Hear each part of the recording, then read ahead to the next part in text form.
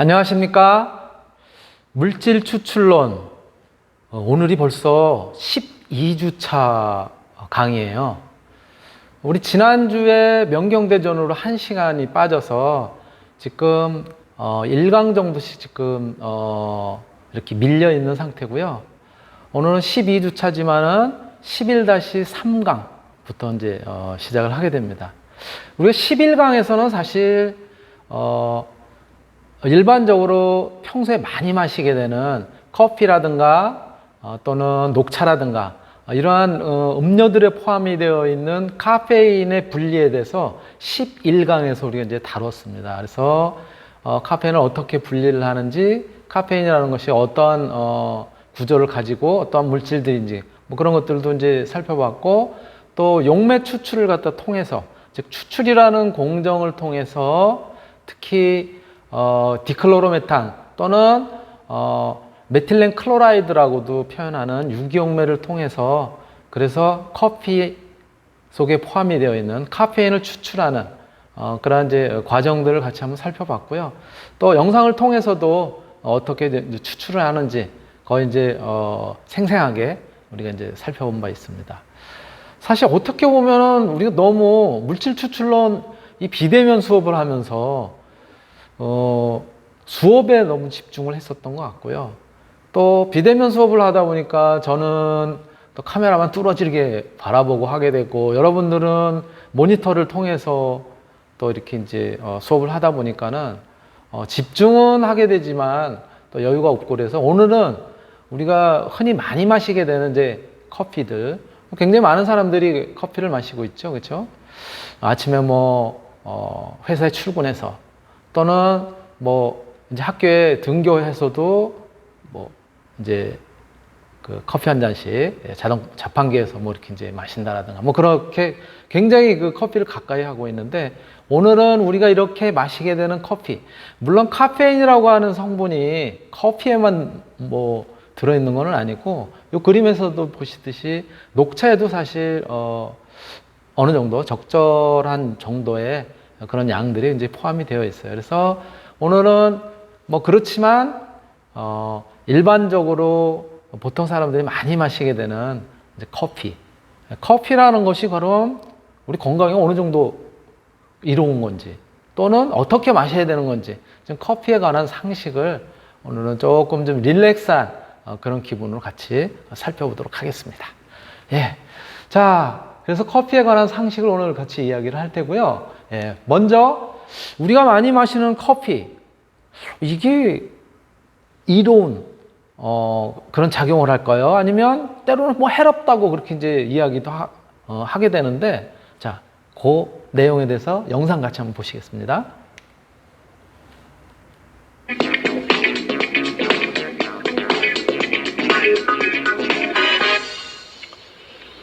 건강 톡톡 시간입니다. 식사 후에 또 일상생활 속에서 커피 많이들 드시는데요. 그런데 매일 마시던 커피를 하루만 안 마셔도 안절부절 못하거나 또 예민해지는 경우가 종종 있습니다. 네, 심지어 극심한 두통을 겪는 분들도 계신데, 이럴 땐 카페인 중독이 아닌 건지 꼼꼼히 따져봐야 합니다. 오늘은 커피 중독 또 금단 증상 어떻게 해결할 수 있는지 박광식 의학 전문 기자와 함께 알아보겠습니다. 박 기자, 먼저 뭐 커피 마시면 뭐 좋다 이런 말도 많잖아요. 좋은 점도 있는 것 같아요. 예, 맞습니다. 그 사람들이 커피를 찾는 건 그 커피 안에 들은 이 카페인이 주는 그 효능 때문인데요. 네. 이 카페인에 대해서 먼저 이야기를 드리면, 커피 나무나 코코아 그리고 구아바 등에 함유된 이 알칼로이드입니다. 이른바 이 식물 속 염기성 유기화합물의 일종인데요. 네. 의학적으로 살펴보면 카페인은 중추신경을 자극합니다. 카페인은 뇌의 작용에 도파민이라는 물질을 분비하는데요. 도파민은 즐겁고 행복한 기분이 들 때 뇌에서 분비되는 신경 전달 물질입니다. 네. 그래서 커피를 마시면 기분이 좋아지거나 인지 능력과 전체적인 운동 수행 능력이 향상됩니다. 또 흔히 알려진 카페인의 각성 효과도 졸음을 일으키는 이 아데노신 작용을 억제하기 때문에 얻는 효과입니다. 뿐만 아니라 일시적으로 기억력을 높여서 학습 효과를 또 증가시키기도 합니다. 네. 지금 얘기만 들으면은 뭐 장점도 많은 것 같은데, 문제는 이제 어찌 보면 담배처럼 이렇게 중독될 수도 있다라고 하니까 뭐 커피 좋아하시는 분들은 덜컥할 수도 있어요. 네, 그렇습니다. 여러 가지 이유가 있겠지만 이 카페인 뭐 여러 가지 중독 증상을 일으킬 수 있다는 건데요. 카페인에 한번 학습이 된 뇌는 계속해서 카페인을 찾게 된다는 겁니다. 문제는 이 한 번 섭취한 카페인 효과가 오래 가지 않는 데 있습니다. 성인의 경우 카페인의 체내 반감기는 3시간에서 길어야 10시간입니다. 네. 아무리 기분 좋은 효과도 결국엔 일시적이라는 겁니다. 문제는 이 카페인에 대한 의존도가 높을수록 더 자주, 더 많은 양의 카페인을 찾게 되고 결국 카페인 중독에 이를 수 있다는 건데요. 네. 카페인 중독 증상은 카페인 섭취량 자체보다 개인이 가진 카페인 내성 정도와 관련이 큽니다. 미국 정신의학회에서는 카페인 중독을 이야기하려면 하루에 커피 2-3잔 이상 마시는 사람을 기준으로 해서 중독 증상 여부를 따집니다.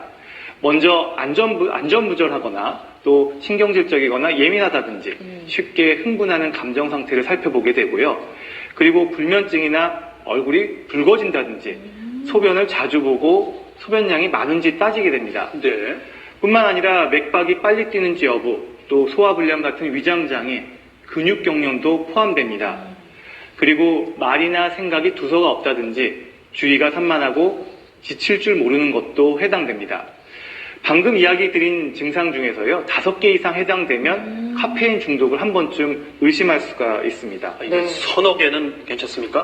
예, 서너 개 정도면 좀 더 지켜봐야 할 필요가 있습니다. 오, 예. 커피를 많이 마시는 분들은 사실 지금 설명해 주신 거에 증상이 좀 있고 저도 뭐 그렇죠. 포함해서 많이 있는데 그렇다면 하루라도 커피를 걸으면 또 그런 증상이 나타난다는 것도 두통이 일어나고 또 이런 건 뭔가요? 예, 그러니까 이 중독하고 또 한 번 덜 마셔도 증상이 나타나는 건데 그게 바로 금단 증상입니다. 금단 증상. 그러니까 중독 증상하고 금단 증상은 동전의 같이 있죠. 예, 양면과 같은데요. 네. 많이 마셔도 문제지만 갑자기 끊어도 문제란 이야기입니다. 실제로 카페인을 섭취하는 사람의 50에서 한 75%가 카페인 금단 현상을 경험했다는 조사 결과도 있습니다. 한국인의 카페인 일일 최대 섭취량은 임산부는 300mg 이하, 성인은 한 400mg 이하입니다. 만약 하루에 카페인을 500mg 이상, 뭐 커피 종류마다 차이는 있겠지만 뭐 3잔 이상 이렇게 마신다면요, 카페인 중독 위험이 올라가게 됩니다.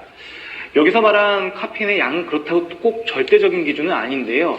사람마다 차이가 있을 수 있어서 평일 하루 한두 잔을 꾸준히 마신 사람에게도 금단 현상이 나타날 수 있습니다. 네. 예를 들어 평일에 직장에서 커피를 늘상 마시며 이렇게 쌩쌩하게 활동하다가 주말에 커피를 마시지 않게 되면 그때서야 피곤이 몰려오고 두통을 겪게 되는 분들이 계시는데요. 그럴 수 있을 것 이게 같아요. 바로 전형적인 금단 증상입니다. 네. 전문가의 말 한번 들어보시죠. 카페인 금단 증상은 두통이 가장 흔한 증상인데요. 이 외에도 피로나 산만함, 구역질, 졸음, 카페인 갈망, 근육통, 또 우울하거나 예민한 증상들도 함께 올 수 있습니다. 대부분은 카페인 섭취를 중단한 지 12에서 24시간 이내에 발생하게 되고요. 1, 2일 내에 심해지다가 보통 일주일 내에 호전되는 양상을 보입니다. 자, 그러면 뭐 카페인 중독이나 금단 증상을 겪지 않고 커피를 좀 즐기려면은 이거 뭐 어떤 좀 지혜 같은 게 필요하겠다는 생각이 드는데요. 예, 맞습니다. 이 카페인 중독과 금단 현상을 좀 피하려면 좀 지혜롭게 마실 필요가 있는데요. 우선은 먼저 매일 반복적으로 마시던 커피라면 갑자기 중단해서는 안 됩니다. 그래서 한 1, 2주에 걸쳐서 서서히 섭취량을 줄여나가야 하는데요. 이 줄여나가는 과정에서 디카페인 음료와 혼용해서 마시는 것도 좋은 방법입니다. 또 내려 마시는 커피는 가능한 짧은 시간에 또 티백도 짧게 우려내는 게 좋습니다. 카페인 섭취를 줄이려면 주변에 카페인을 줄이기로 했다고 선언을 하고요. 적절한 자극과 교육을 받는 게 좋은데요. 티타임 대신 운동이나 산책을 하자고 권할 수도 있고요. 또 그렇죠. 평소 식품에 함유된 카페인 함량을 확인해서 일일 카페인 섭취량을 따져보는 습관을 들이는 것도 좋은 방법입니다. 네. 오늘은 카페인 중독도 그리고 금단 증상에 대해서 어떻게 해결할 수 있는지 알아봤네요. 고맙습니다. 네, 이렇게 카페인에 대한 중독이라든가 여러 가지 같이 한번 살펴봤고요. 자, 그렇다면 이 커피를 갖다가 가능하면 부작용이라든가 이런 것 때문에 마시는 거를 갖다 삼가야 될 사람들은 어떤 사람들일까요? 그것도 영상 같이 한번 보실까요? 네, 커피를 주의해야 되는 사람들, 예, 같이 영상 보시겠습니다. 여러분, 커피 다들 좋아하시죠? 저도 참 좋아합니다. 특히 이렇게 조금 시간적인 여유가 있는 날은 점심 식사하고 나서 오후 진료 들어가기 전에 이렇게 햇살 좋을 때 커피 한 잔 즐기는 그 시간이 참 좋더라고요. 커피에 풍부한 항산화 성분이 건강에 주는 이점도 있잖아요. 이 커피에는 노화의 주범, 이 유해산소를 없애는 폴리페놀이 풍부한데 이 비타민 C, 비타민 E보다 더 강력한 항산화 효과를 보인다는 주장도 있습니다. 그런데 뭐 커피가 몸에 좋다, 해롭다 의견이 참 분분합니다. 바로 커피하면 가장 많이 알려진 게 바로 이 카페인 때문에 그런데요. 이 논란에 대해서 보다 좀 정확하게 말씀드리자면 커피가 누구에게나 다 좋은 건 아니라는 겁니다. 커피에 들어있는 카페인이 해로운 역할을 하는 경우가 종종 있습니다. 그래서 오늘은 커피 드시면 안 되는 분들 알려드릴게요. 크게 5가지 분들 안 됩니다. 커피가 해로운 분들 첫 번째, 역류성 식도염 있으신 분들입니다. 커피에 들어있는 카페인이 위산 분비를 더 촉진시키고 또 식도 하부의 관략근을 좀 느슨하게 하는데 영향을 주기 때문에 역류성 식도염 증상을 더 악화시킬 수 있습니다. 위산 과다로 인해서 속쓰림 자주 발생하는 분들도 커피 삼가하시는 게 좋습니다. 특히 밥 먹고 나서 식후 입가심으로 드시는 커피 한 잔은 위에 음식이 차 있는 상태에서 더 자극이 될 수 있기 때문에 드시지 않는 게 좋습니다. 커피 대신에 차나 탄산음료 같은 괜찮죠 하시는 분들도 계실 것 같은데 카페인이 들어있는 녹차, 홍차류는 좋지 않습니다. 탄산음료 역시 우리 식도 하부의 관략근을 악화시켜주는 그런 원인인자가 될 수 있으니까 가급적이면 뭐 허브티를 드신다든지 음료를 드시지 않는 게 가장 좋은 방법일 수 있습니다. 두 번째, 빈혈이 있으신 분들입니다. 커피 카페인이 몸 안에서 철분 흡수를 방해하기 때문에 그래요. 커피를 비롯해서 카페인이 함유된 음료가 이 철분 흡수율을 낮춘다는 여러 연구가 이미 보고된 바가 있습니다. 실제로 이 커피를 많이 마시잖아요. 그럼 우리 혈액 속에 페리틴이라고 하는 성분 수치가 낮아진다는 국내 연구진의 연구가 발표된 바가 있습니다. 이 페리틴이라고 하는 것은 우리 몸에 철분을 공급하는 과정에서 굉장히 중요한 역할을 하는 단백질입니다. 하루에 커피 3잔 이상 마시는 사람들의 혈중 페리틴의 농도가 하루에 1잔 미만으로 마시는 사람보다 더 낮았다는 내용이었습니다. 페리틴이 적다는 건 우리 인체에 저장되는 철분도 적다는 그런 의미겠죠. 근데 흥미로운 점은 카페인이 함유된 녹차에서는 이 페리틴 수치의 변화가 없었다는 게 참 흥미롭다는 생각이 들었어요. 만성적인 철분 부족은 빈혈에 악영향을 줄 수 있기 때문에 커피 대신에 녹차를 선택하시는 것도 도움이 될 것 같고 아니야 난 그래도 정말 커피 마셔야 돼 하신다는 분들이라면 양을 줄이시기 바랍니다. 세 번째, 당뇨 있으신 분들입니다. 이 커피 속에 있는 카페인이 인슐린 민감성에 영향을 주기 때문에 그래요. 식후에 아메리카노 한 잔 드시고 나서 유난히 혈당이 많이 올라가고 또 혈당 수치가 더 지속되는 경험 하신 분들도 계실 겁니다. 나는 평소에 음식도 가려서 잘 먹고 또 커피에 설탕도 안 넣는데 이거 웬일이야 하셨을 거예요. 당분이라든지 탄수화물 드시고 난 후에 카페인을 섭취하잖아요. 그럼 인슐린 민감성을 감소시킬 수가 있습니다. 혈당을 낮추는 약을 드시고 있는 분들은 약효가 저하될 수도 있어요. 가급적이면 카페인 섭취는 자제하시고 특히 식사 후에는 가급적이면 이 커피 비롯해서 카페인 들어간 음료는 드시지 않는 게 좋겠습니다. 네 번째, 폐경기에 있는 50대 여성입니다. 골다공증 위험성 때문에 그래요. 이 커피에 들어있는 카페인이 소변 배출을 촉진하는 이뇨작용을 한다는 건 알고 계실 겁니다. 근데 이 소변에서 칼슘도 함께 배출되기 때문에 조심하셔야 됩니다. 게다가 카페인은 골밀도의 손실을 증가시키고 또 특히 고관절 골절의 위험을 높인다는 보고도 있고 나이가 많은 여성일수록 300mg 이상의 카페인을 먹게 되잖아요. 그럼 골 손실의 위험이 높인다는 그런 연구도 보고된 바가 있습니다.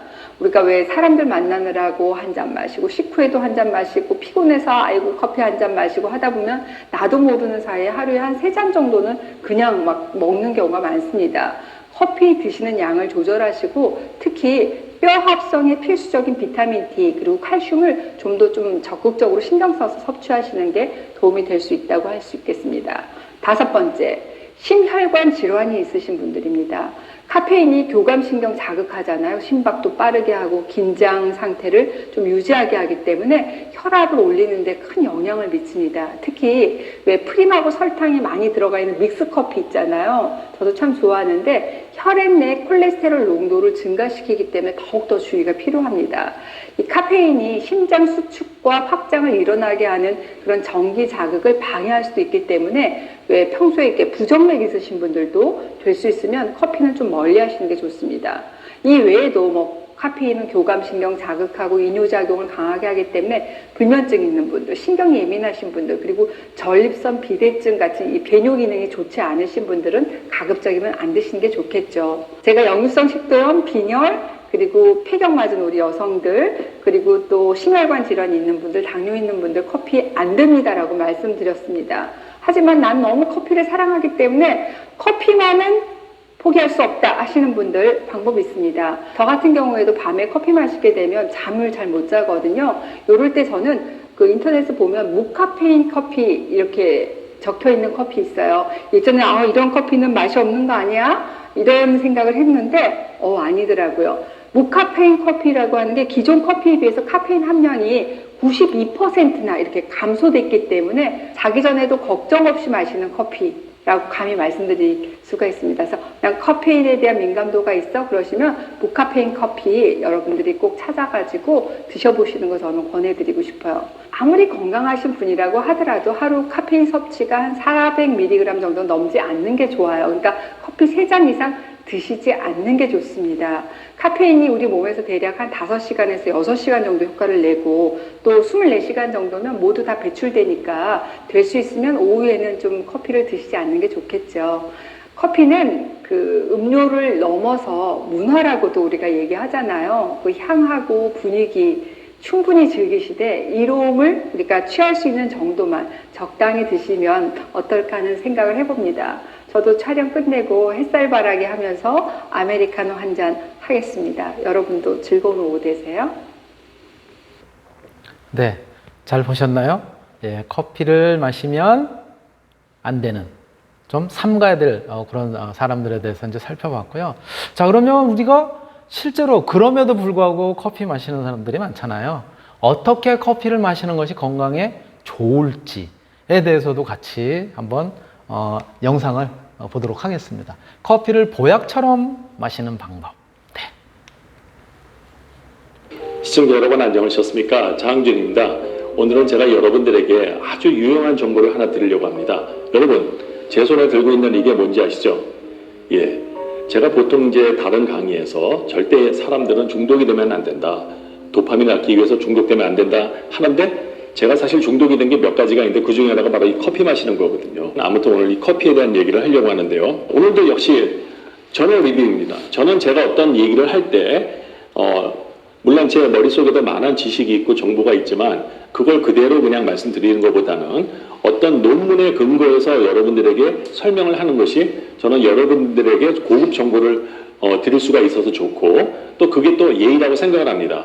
자, 오늘 제가 리뷰하고자 하는 저널은 아주 유명한 저널이에요. European Society of Cardiology. 유럽에 있는 심장내과학 그 그룹이에요. 예, 그런 소사이티, 그런 단체가 있는데 거기서 발행하는 European Journal of Preventive Cardiology. 이게 뭔고 하니 Preventive, 예방한다 이거지. 그러니까 이분들은 이제 심장학 중에서도 주로 심혈관 질환을 예방하는 그런 방법에 대해서 이제 집중적으로 다루는 저널이라고 볼 수가 있습니다. 거기에 3월 2일, 금년 3월 2일 얼마 안 됐죠. 아주 충격적인 결과가 굉장히 유용한 정보가 실렸어요. 이 커피 매니아들이 들으시면은 아주 그냥 귀가 솔깃할, 커피를 어떻게 먹으면 가장 잘 먹는 것인가, 커피를 통해서 우리의 사망률을 낮추고 심지어는 심혈관 질환 사망률을 낮추는 비법이 바로 여기에 있습니다. 근데 이 커피에는요 굉장히 많은 케미컬이 들어있어요. 적어도 800개 이상의 케미컬이 있고요. 커피 빈을 이 볶는 과정에서 화학 반응이 일어나거든.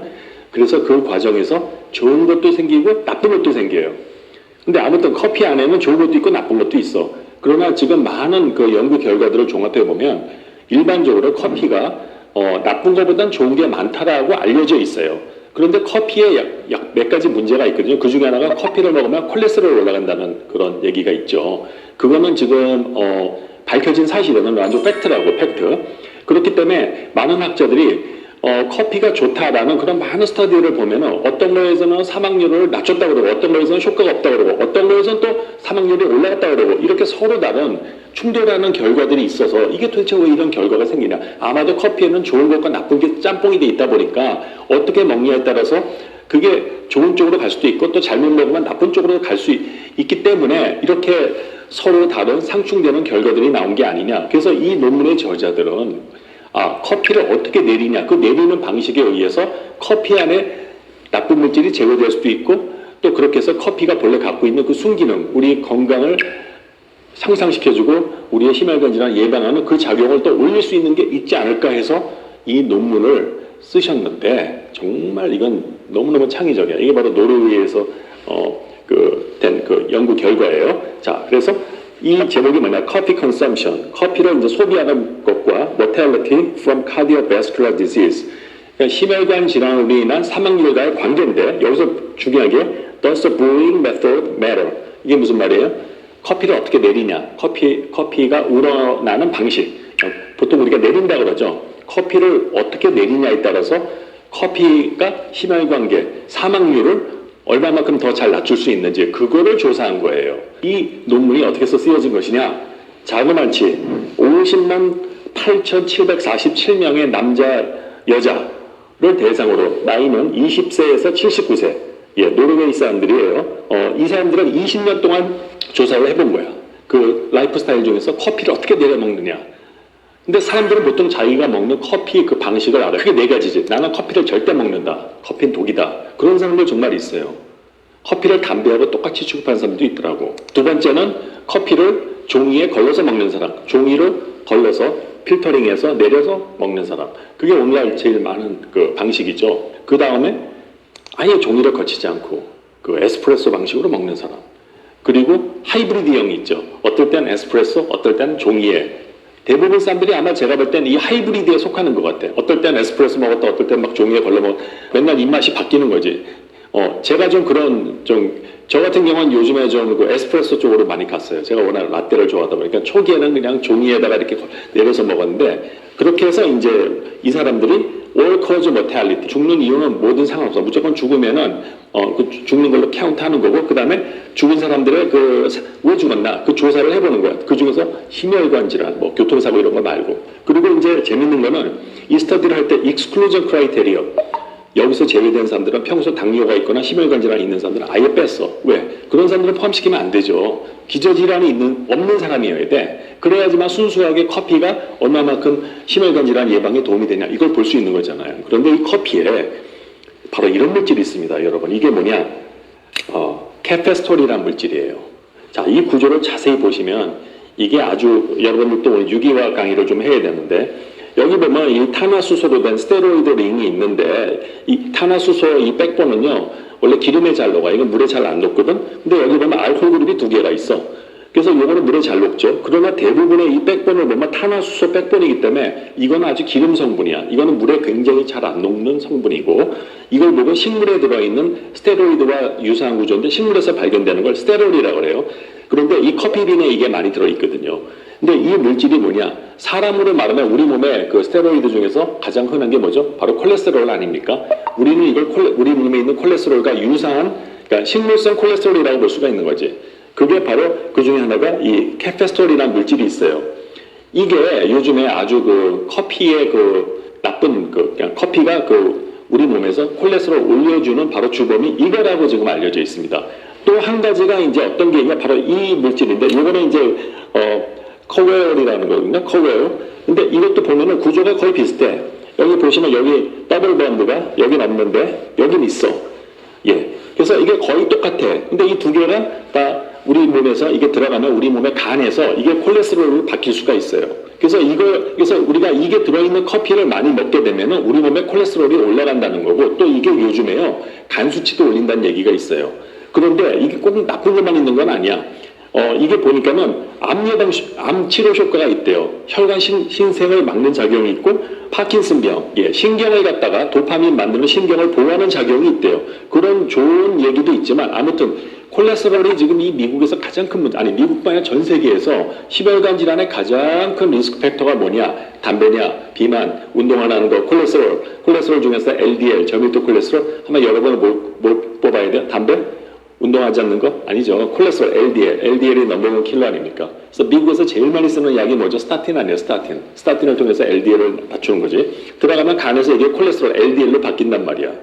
그래서 커피에 그 좋은 여러 가지 항산화제, 플라보노이드, 각종 엔티옥시던트가 있음에도 불구하고 커피를 먹어서 오히려 사망률이 올라갔다. 그런 결과들이 나온 건 아마도 이것 때문에 그런 게 아니냐. 왜냐면 그런 스터디들은 커피를 어떤 식으로 먹냐. 그 방식을 그 연구에서 아예 그 분류를 안 한 거야. 그러니까 이게 세계 최초로 커피를 어떻게 내리는 방식이 심혈관 질환에 영향을 주냐? 그거를 연구한 굉장히 독특한 연구죠. 그렇죠, 여러분? 여러분들이 보시기에도 굉장히 독특하잖아요. 그동안 한 연구들은 이렇게 하지 않고 그 커피를 내리는 방식을 고려하지 않고 커피를 하루에 뭐 한 잔 먹은 사람, 10잔 먹은 사람, 뭐 10잔 이상 먹으니까 뭐 심혈관 질환이 올라가더라. 왜 그런지 모르지만 아무튼 나쁜 게 있는 것 같다. 이렇게 했는데 여기서는 아주 구체적으로 이거를 타깃으로 한 거지. 예. 자, 그런데 이게 뭐예요? 커피 그 내리는 종이, 커피를 여과하는 종이에요. 예, 커피가 이제 여기를 통해서 우러나면은 이게 필터지. 커피가 여기를 통과하면은 어떻게 될까? 나무의 셀룰로스라고 들어보셨어요? 자, 종이를 이루는 케미컬이 뭐냐? 바로 셀룰로스다. 셀룰로스는 뭐냐? 글루코스가 이렇게 연결되어 있는 거야. 자, 이 글루코스를 보면 알코올 그룹이 많이 들어있죠. 탄화수소 백분에 비해서 알코올이 많잖아. 그럴 때는 이건 물에 잘 녹는다 이거지. 벌써 딱 구조를 비교해보면, 자, 이게 종이야, 셀룰로스. 이건 물에 굉장히 잘 녹아. 알코올이 물에 잘 녹는 것처럼. 근데 여기는 탄화수소 백분이 대부분이니까 알코올은 적어.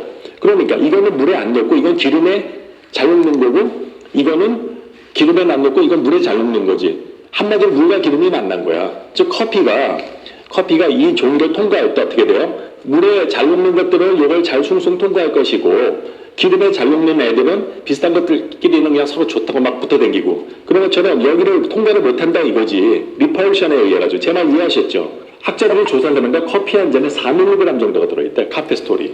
그런데 커피 한 잔을 4mg인데 이게 들어가면요, 커피 한 잔을 마실 때마다 우리 몸의 콜레스테롤이 1%씩 올라간대요. 커피를 10잔을 먹었다? 그러면 내 콜레스테롤이 10%가 올라가겠지. 제가 보기엔 더 올라가는 것 같아요. 그래서 지금 이 카페스토를 뭐라고 하냐? 사람의 콜레스테롤을 결정짓는 가장 영향력 있는 음식 요소가 무엇이냐? 질문을 하신다면은 주저없이 카페스토리다라고 말할 수 있다. 예. 우리가 먹는 많은 음식에 있는 많은 성분들이 있지만 거의 케미컬, 뭐 자연적인 케미컬 많이 있잖아요. 그런데 우리 몸의 콜레스테롤을 결정하는 가장 영향력 있는 성분 하나를 꼽으라고 한다면은 바로 카페스토리다. 그렇게 나와 있어요. 그러니까 이게 4mg만 들어가도 콜레스테롤 1%를 올려. 4mg이 얼마나 작은 양이야. 그렇죠? 그러니까 어떤 생각이 들어요, 여러분? 아, 그러면은 커피의 그 순기능의 항산화 작용, 우리 혈관 보호하는 작용, 그 좋은 거를 남겨놓고 요것만 제거하면 되잖아요. 그러니까 커피를 어떻게 먹어야 된다? 이거를 이용해서 먹어야 된다. 그러면 이거를 이용하지 않고 먹은 사람들은 커피를 평생 마셨는데 이거를 이용하지 않고 그냥 에스프레소를 먹었으면 그 사람들은 어떻게 됐는가? 커피의 덕을 봤을까 안 봤을까? 오늘 그 답을 해드릴게요. 봤을 것 같아요? 안 봤을 것 같아요, 여러분? 이제 결과. All cause mortality. 예. 자, 커피를 먹은 사람이 안 먹은 사람보다 사망률을 낮췄대요. 원인과 관계없이 낮췄는데 이게 또 굉장히 중요해. 여기서 이제 그 해저드 레이셔라는 걸 본 거거든. 이거 하나의 확률이다 해보면 돼. 내가 A라고 하는 나쁜 물질을 먹었다. 먹지 않은 대조군이 있다. 그래서 이 나쁜 걸 먹은 사람이 먹지 않은 사람보다 얼마나 더 많이 죽었냐. 이제 그걸 가지고 해저드 레이셔를 보는 거예요. 그래서 이제 여기서 보면은 그 해저드 레이셔가 1이라는 거는 이걸 먹거나 안 먹거나 다 똑같다 이거야. 사망률에 변화가 없다. 해저드 레이셔가 1 이하가 되면은 사망률이 낮춰졌다는 겁니다. 그 말은 내가 그래서 이거를 예를 들어서 내가 이거를 먹었다 이거야. 커피를 먹었는데 내가 사망률이 낮아졌다. 그러면 해저드 레이셔가 0.5 이렇게 되겠죠. 또 반대로 이걸 먹었더니 해저드 레이셔가 1.5가 됐다. 그럼 50% 올라갔다는 거고 0.5가 됐다. 그럼 50% 낮춰졌다는 거예요. 해저드 레이셔는 그렇게 보면 그게 이해가 제일 잘 돼. 그러한 기본적인 지식을 가지고 자, 뭐하고 비교를 했냐. 커피를 평생 안 먹은 사람들, 커피를 아주 죄악시하는 사람들, 극욕주의자들, 그 사람들과 이제 비교를 해본 거야. 자, 여기 보니까 아주 재밌는 게, 자, 먼저 남자부터 봅시다. 어떻게 됐느냐. 커피를 이 필터를 통해서 걸러서 먹은 사람들은 0.85. 와우. 사망률이 15%가 떨어졌다. 그거예요. 그리고 짬뽕으로 먹은 사람들, 내려 먹기도 하고 그냥 막 에스프레소 그런 사람들도 줄었어. 0.84. 그런데 unfiltered brew, 커피를 그냥 이거 너무 쉬워가지고 오직 나는 블랙 에스프레소만 평생 먹은 사람도 어떻게 됐는가? 0.96이니까 4% 줄은 것 같죠. 그런데 여기에 중요한 게 컨피던스 인터벌을 봐야 돼. 0.91에서 1.01 사이에 1이 들어갔습니까? 안 들어갔습니까? Yes, no? 예, 들어갔죠. 그러면 아까 제가 뭐라 했어요? 1은 꽝이다. 1이 들어가면은 효과가 없다는 거잖아. 그래서 이 0.96은 통계학적으로 의미가 없다. 즉 효과가 없었다는 거예요. 어떤 사람 또 이거 보고 장 박사 여기 4% 줄었잖아. 왜 효과가 없어? 컨피던스 인터벌을 보셔야지요. 95% 컨피던스 인터벌 0.91에서 1.01 사이에 1이 포함되어 있으면은 그건 통계학적으로 의미가 없는 거예요. 커피를 이렇게 이거는 인스턴트 커피인데 인스턴트 커피는 괜찮아요. 예. 이거는 그 종이에 거르지 않았지만 이거를 갖다 결정화시키는 과정에서 그거 다 없어지거든요. 예. 야, 이 사람들 커피를 이렇게 평생 먹었는데 이 남자를 봐. 효과가 하나도 없었대. 정말 억울하지 않습니까? 예. 차라리 짬뽕으로 먹는 사람들은 그래도 효과를 봤지. 근데 이 여자들은 어떠냐? 이 여자들 보니까요.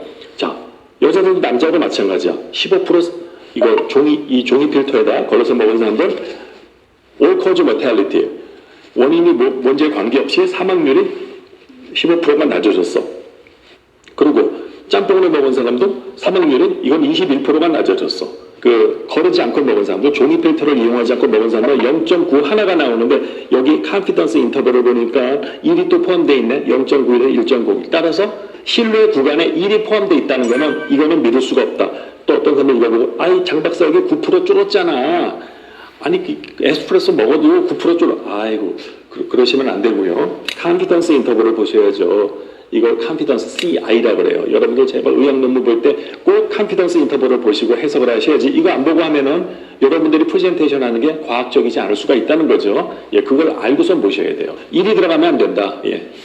그동안 우리가 커피 갖고 연구한 사람들이 이 팩터를 이거를 고려하지 않고 그냥 사람들을 다 포함시켰으니까 맨날 어떨 때 커피가 좋다 그러고 나쁘다 그러고 그거 가지고 지난 40년 동안 커피 논쟁이 있었던 거죠. 뭐 좋다 나쁘다 지금도 뭐 나쁘다는 사람들은 뭐 커피를 그냥 뭐 발암물질이다 뭐 아주 뭐 그런 사람들이 있어요. 이거를 고려하지 않는 거지. 가끔 믹스해서 먹은 사람도 효과가 있었어. 그러니까 가끔 에스프레소 드세요. 또 이거 보고 또 에스프레소 좋아하시는 분들 또 저 혼나면 안 돼요. 아니 제가 뭐 에스프레소 먹지 말랬나? 가끔 그것도 드시고 그냥 짬뽕으로 먹으면 된다니까. 여기 이렇게 짬뽕으로 먹은 사람들 아무튼 사망률이 줄었잖아. 남자고 여자고. 그러니까 가끔 사람이 어떻게 이렇게 걸러서만 먹나? 이 강의를 통해 알 수 있는 건 건강도 중요하니까 가끔 이렇게 걸러서 드시는 게 좋겠다. 특히 심장이 안 좋은 사람들은 무조건 걸러서 드셔라. 바로 그 말이죠. 특히 콜레스테롤 약, 스타틴 먹는 분들, 콜레스테롤 조절 안 되는 분들 커피 여기다 걸러서 드세요. 오늘 제 강의를 들으니까 완전히 이해가 되죠. 이렇게 자세히 설명해 주는 의사가 어디 있어요. 나는 이런 걸 아주 기초적인 그 원리를 다 설명을 해드리니까 일반 다른 유튜버하고 틀리다고. 좀 강의가 길어지긴 하지만 제 강의를 듣고 나면 완전히 머리에 딱 각인이 돼. 그리고 과학 상식이 점점점 올라가. 제 강의를 100개 정도 듣고 나면요 여러분들 정말 의학을 보는 눈이 완전히 바뀌게 됩니다. 저는 지난 30년 동안 밥 먹고 한 게 그런 것만 연구해서 어떻게 해서 사람이 안 늙고 오래 사나, 어떻게 하면 노화를 방지하나, 이 병의 뿌리가 어디 있나. 나는 그게 제일 저를 괴롭히는 게 왜 사람은 생로병사로 죽어야 되나. 그게 지금도 너무나 괴로워. 그래도 이 커피 한 잔을 마시면서 때로는 그 근심을 잊고 커피 한 잔의 여유. 그리고 심혈관 질환 모텔리티를 봐야지. 이번에는 사망률 중에서도 심혈관 질환으로 인한 제가 사망률을 봤는데, 자, 남자부터 볼게요. 자, 0.88, 12% 줄었어요. 심혈관 질환. 야, 심혈관 질환으로 인한 사망률 줄었고, 또 짬뽕으로 먹은 사람들도 0.93. 근데 1이 포함이 안 돼 있죠. 여기 신뢰 구간에 따라서 효과가 있었다는 거야. 물론 이 두 개를 갖다 또 우리가 이 신뢰 구간을 비교해 보면은 이건 통계적으로 의미는 없어. 이게 그렇게 큰 차이는 아닌 것 같아요. 무슨 말씀인지 알죠? 아무튼 가끔 이거를 쓰는 사람들은 덕을 봤다 이 말이야. 근데 이거를 아예 안 쓰고 걸르지 않고 먹은 사람들 여기 보세요. 0.97 여기 신뢰 구간에 0.91에서 1.01 그 사이에 1이 있다. 따라서 이건 꽝이다. 효과가 없었다 그 말이지. 자, 그럼 여자들 볼까요? 근데 여성들은요 커피가 이게 여자들한테 정말 보약인 것 같아. 남자들은 12%밖에 안 되죠. 근데 여자는 0.80이야. 20%가 줄었어 사망률이. 그래서 제가 이걸 보면서 야, 이 커피가 여성들에게 이게 더 좋은 게 아닌가. 그래서 여성들이 커피를 좋아하나 봐요. 그 스타벅스 가보니까 절반 이상은 제가 볼 때 여성인 것 같은데 여성들이 커피를 굉장히 좋아해요. 짬뽕으로 먹어도 이렇게 이건 28%가 줄었네. 그런데 종이 필터 쓰지 않고 드신 분들 자 보세요. 여기 1이 들어갔죠. 효과가 없었다 이거야. 무슨 말인지 아시겠죠? 여긴 줄은 것 같지만 여기 신뢰 구간에 1이 포함되어 있기 때문에 여자일지라도 커피에 덕을 많이 보는 여성일지라도 이거를 안 쓰면은 심혈관 질환으로 인한 사망률이 줄어들지 않는다라고 이 페이퍼에서 말씀하고 계십니다. 이해하셨죠? 그러면 최적정 커피 섭취량이 얼마냐? 이게 또 요즘 아주 뜨거운 감자. 하루에 몇 잔을 먹어야 되냐? 한 잔이냐? 두 잔이냐? 네 잔이냐? 10잔이냐? 20잔? 100잔?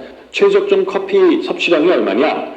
종이 필터를 열과한 커피를 하루에 한 잔에서 네 잔을 마실 때 사망률이 가장 낮았다. 따라서 하루에 커피를 몇 잔까지 먹는 게 우리한테 가장 좋을까? 바로 네 잔. 네 잔은 넘기지 마라. 그런데 중요한 게 종이 필터를 열과하지 않은 커피를 하루 9잔 이상을 마시면 허혈성 심혈관 질환 위험이 9%나 증가한다. 에스프레소 좋아하시는 분들 명심하세요. 에스프레소 하루에 9개 이상을 드시게 되면 오직 그것만 오히려 심혈관 질환이 올라간다고 알려져 있어요. 그러니까 가끔은 에스프레소도 드시고 가끔은 이렇게 여과한 것도 드시고 그렇게 하시면 좋겠다 이 말이죠. 오늘 이 비법이 여기서 공개가 된 거예요. 네, 잘 보셨습니까? 네, 커피를 어떻게 마시는 것이 건강에 더 도움이 되는지 같이 한번 살펴봤습니다. 제가 오늘은 가볍게 이렇게 영상을 통해서 커피를 어떻게 마시는 게 좋은지 또 커피의 어떤 장단점 이런 것들을 같이 한번 살펴봤습니다. 네, 마치도록 하겠습니다.